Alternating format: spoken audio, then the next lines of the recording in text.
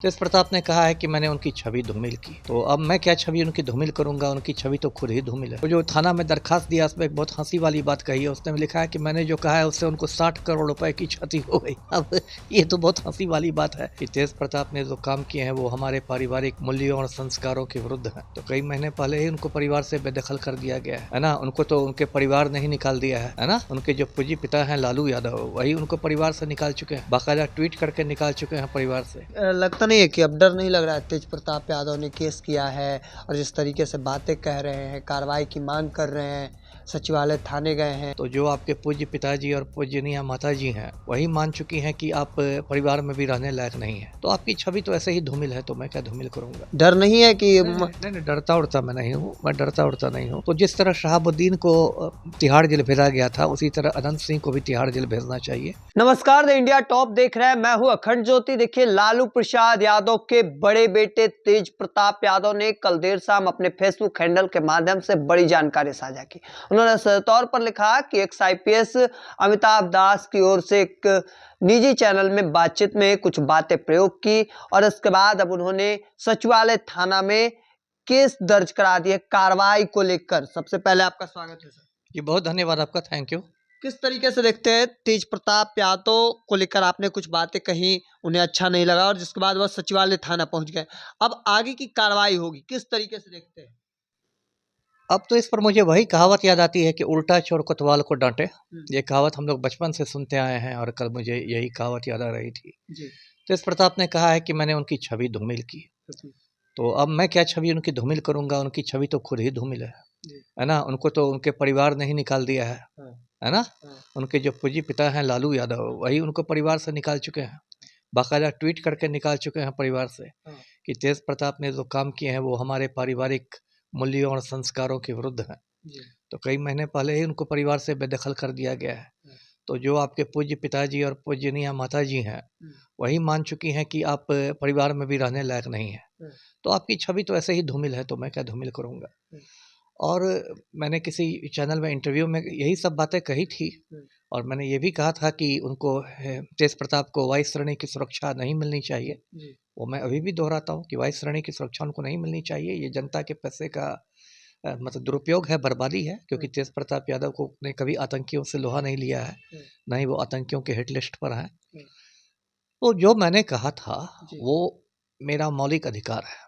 जो भारत का, तेज प्रताप तो थोड़ा कम पढ़े लिखे आदमी है, तो उनको मैं बता दूं कि जो देश का संविधान है उसमें अनुच्छेद 19 है, आर्टिकल 19 है भारत के संविधान में, और वो मुझे अभिव्यक्ति की स्वतंत्रता देता है ना। वो मेरा मौलिक अधिकार है ना, और इसको कोई मुझसे नहीं छीन सकता। तो इसी के तहत मैंने अभिव्यक्ति की स्वतंत्रता के तहत मैंने अपने विचार व्यक्त किए थे, है ना। और उनको नहीं पसंद आए तो ये उनकी समस्या है। तो यही मुझे कहना है। ऐसा लगता नहीं है कि अब डर नहीं लग रहा है? तेज प्रताप यादव ने केस किया है और जिस तरीके से बातें कह रहे हैं, कार्रवाई की मांग कर रहे हैं, सचिवालय थाने गए हैं, आपके ऊपर लग रहा है कि आपने छवि को धूमिल किया। लालू प्रसाद यादव के बड़े बेटे हैं, राजनीति कर रहे हैं, राजनेता के तौर पे हैं। नहीं, डरता उड़ता मैं नहीं हूँ। देखिए, मैं फिर बताता हूँ, तेज प्रताप यादव ने वो जो थाना में दरखास्त दिया उसमें एक बहुत हंसी वाली बात कही है। उसने लिखा है कि मैंने जो कहा है उससे उनको 60 करोड़ रुपए की क्षति हो गई। अब ये तो बहुत हंसी वाली बात है। उन्होंने कैसे कैलकुलेट किया ये 60 करोड़ रुपए की क्षति कैसे हो गई, और क्षति की स्पेलिंग भी उन्होंने गलत ही लिखी है। खैर, उनसे ज़्यादा मैं उम्मीद भी नहीं करता। देखिए, तेज प्रताप यादव जो है वो एक, क्या मैं कहूँ, मोहरा है, प्यादा है ना। और मुझ पर हमले की जो कोशिश की जा रही है या मुझे घेरने की कोशिश की जा रही है वो पलटू राम कर रहे हैं। जब मैं माफिया के हिट लिस्ट पर हूँ तो मुझे तो सुरक्षा मिलनी ही चाहिए जी। आखिर वो माफिया कौन है? बहुत सारे माफिया, मैं तो सारे माफिया पर बोलता हूँ। पलटू सम्राट चौधरी तो लगातार कह रहे हैं कि बिहार में माफियाओं को छोड़ा नहीं जाएगा, चाहे बालू माफिया हो, शराब माफिया हो, भूमि माफिया हो, कोई भी माफिया हो उसे बख्शा नहीं जाएगा। सुशासन की सरकार है बिहार में, सम्राट चौधरी गृह विभाग संभाल रहे हैं। देखिए, ये जो मैट्रिक फेल गृह मंत्री हैं सम्राट चौधरी, इनका अपना ही आपराधिक इतिहास रहा है।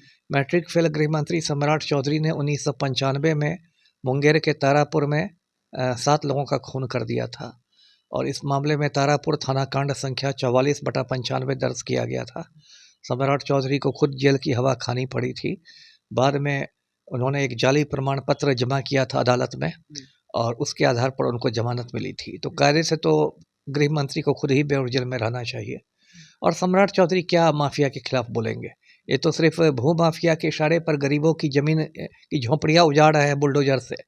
जो भी जमीन, वो कहा जा रहा है कानूनी प्रक्रिया है, कोर्ट का आदेश है, और उसके बाद फिर अगर किसी को 100 लोग, अगर 2 लोगों को दिक्कत हो रहा है और 100 लोगों को फायदा हो रहा है, तब कोई दिक्कत नहीं। नहीं, वही मैंने कहा, मैट्रिक फेल गृह मंत्री जो सम्राट चौधरी ऐसा कर रहे हैं, ये भू माफिया के इशारे पर कर रहे हैं।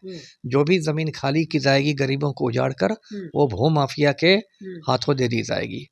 और इतने ही बड़े कानून का पालन करने वाले हैं तो मैं तो मांग करता हूं कि अनंत सिंह को पटना के बेऊर जेल से दिल्ली के तिहाड़ जेल भेजा जाए। अनंत सिंह चुनाव जीत गए हैं, जलवा एक बार फिर से दिखा मोकामा में, उनका गढ़ बरकरार रहा। ठीक और है, आप कह रहे हैं उनकी, ठीक है, जलवा अपनी जगह पर है, आपराधिक इतिहास अपनी जगह पर है। अभी उनकी जमानत याचिका भी खारिज कर दी है निचली अदालत ने। जी।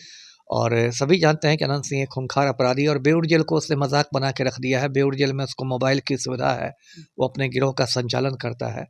तो जिस तरह शहाबुद्दीन को तिहाड़ जेल भेजा गया था, उसी तरह अनंत सिंह को भी तिहाड़ जेल भेजना चाहिए। अनंत सिंह को लेकर इस तरीके की बातें कह रहे हैं कि उनका आपराधिक इतिहास रहा है, ऐसे है वैसे, डर नहीं है कि? नहीं, डरता उड़ता मैं नहीं हूँ, मैं डरता उड़ता नहीं हूँ। तो मुझे मालूम है ज़्यादातर लोग मर्दाना कमजोरी के शिकार हैं, नामर्द और नपुंसक हो गए हैं लोग, सही बात बोलने से डरते हैं। लेकिन मैं डरता वरता नहीं हूँ, जो सही है वो मैं बोलता हूँ, जो सच बोलता हूँ। कड़वी बात हो लेकिन कड़वी मैं सुनाता हूँ जी। तो चलिए, एक के बाद एक कई गंभीर आरोप जो हैं वह लगाए हैं। साथ ही साथ इनकी ओर से यह भी कहना है कि हमारे हत्या की साजिश रची जा रही है, इन्हें सुरक्षा की मांग करते हुए नजर आ रहे हैं।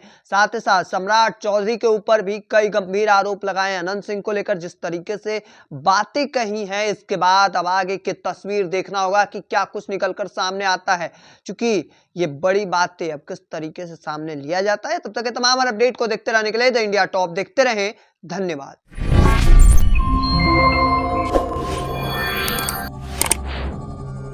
Yeah.